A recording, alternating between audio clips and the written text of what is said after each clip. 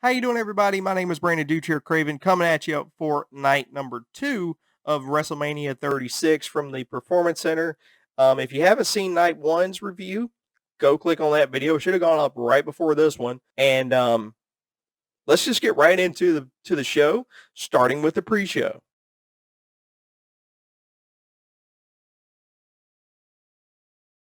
The only match on the pre-show for night 2 was Natalya versus Liv Morgan. Now, this was a really, really good technical match. Natalya is always good in the ring. She's always good technically in the ring. I think she's very well underutilized as far as her talent. I think she should be a multiple-time women's champion by now, but she's not. And Liv Morgan is getting better. She's actually getting better and showing what she can do in the ring, which is really nice because when she was part of the Rat Squad, I always felt like she was one of the most underutilized ones of the group too. So this is just really good that she's actually getting to show what she's made of. And hey, it was pretty good.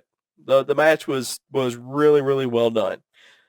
Your winner, Liv Morgan, via roll-up. So that was pretty unexpected. I kind of expected Natalya to win that one. Overall, I'm going to give that match, I'll give it a C+. That was a really good match for the pre-show. Now, let's go on to the main card.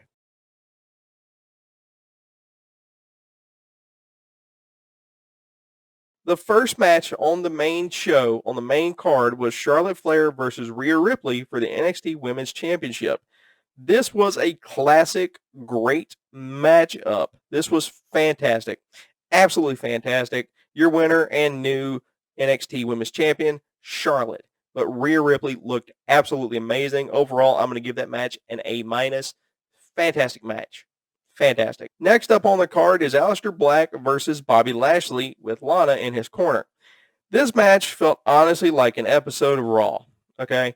Lana was majorly annoying in this match. Good grief. I am so glad she is not involved with Bobby Lashley anymore. Good grief. She's just annoying. And I like Lana. I really do. I really like her. But she was just annoying. Your winner of this match, Aleister Black, after a distraction to Bobby from Lana, albeit by accident. But it was by accident. The next, and I will give that match, we'll go ahead and give it a C-. It wasn't that great. The next match on the card is Otis versus Dolph Ziggler with Sonya Deville. Is it weird that I'm actually intrigued by this whole thing? I really like Otis. I mean, he's a good wrestler and just seems like an all-around good guy. And it's just, I just really enjoyed this storyline between him and Dolph. I really enjoyed it. It was well done, and he played the underdog very well. So it was just well done. Winner, and this was a dominant match by Otis. And Mandy Rose helped him get the win. They did celebrate and kissed, and it was a good moment. Call me an old soul. I don't care. It was great. I really enjoyed it. Grade C+. Just from this whole story alone. It was just very well done and very thought out. Well done. Next match on the card was Randy Orton versus Edge in a last man standing match. Now, before this match ever started, Randy Orton came out of nowhere with an RKO. He apparently was dressed as a camera guy and jumped Edge from behind.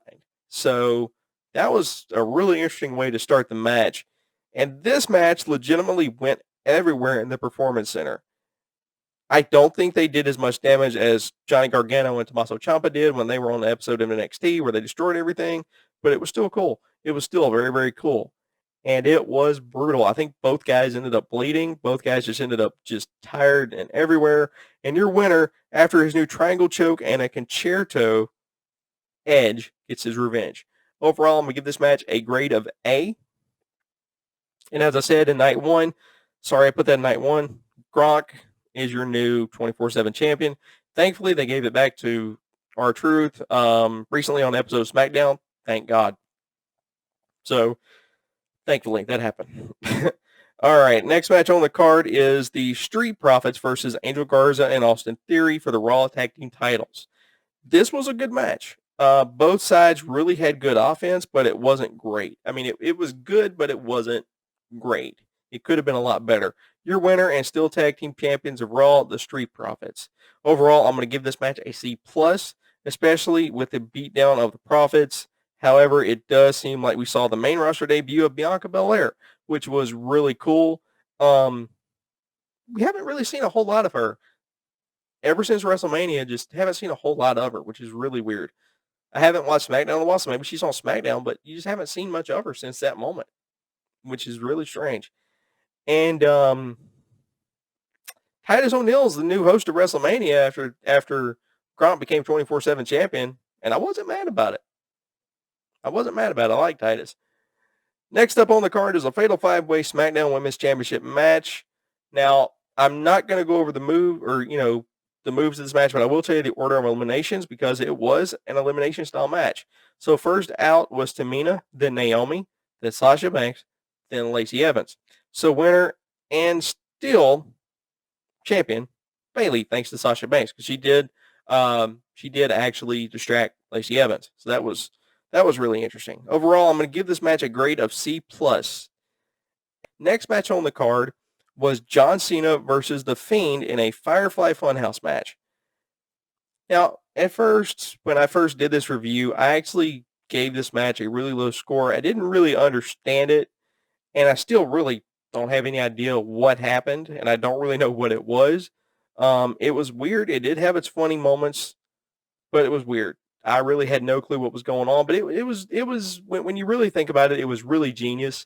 Just to play the psychological game with John Cena the way the Fiend did, and I thought it was really well done. And the Fiend won, so that was really cool. I mean, John Cena really didn't have a chance in this match because he was out of his element. Overall, I am going to give this match a B-. I gave it a lot lower score when I first watched it, but it was interesting. But it wasn't as interesting as the Boneyard match. I still love that match. I absolutely love it. Next match on the card is your main event, Drew McIntyre versus Brock Lesnar for the WWE title. It was quick. Brock dominated most of the match.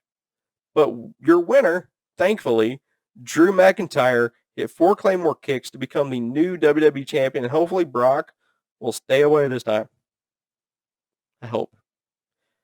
Overall, I'm going to give that match a grade of B+. It was a good match, and it was okay. I like seeing Brock lose. What can I say? Sorry. Let's take a look here, guys, at my match of the night for night number 2. Now, before we get to my match of the night, I did want to mention our new sponsor for this channel and for these videos. It's my good buddy, Trey. If you remember Trey, we did the baby food challenge a couple of years ago on this channel when him and his wife, D'Angela, were actually going to celebrate the birth of their first child, Grayson. And he's now got a photography company that he is running, and it's a great company. He was very kind in letting me have him as a sponsor for this show, one of our first sponsors. And if you guys need anything from graduation photos to family photos to any kind of photo session that you might need, definitely hit up my buddy Trey. You can go to his Facebook page at Red Dot Photography. It's on Facebook, and I will link that in the description below. But thank you so much, Trey, for your sponsorship and your friendship, and I really appreciate you, buddy. But anyway, let's get back to the video.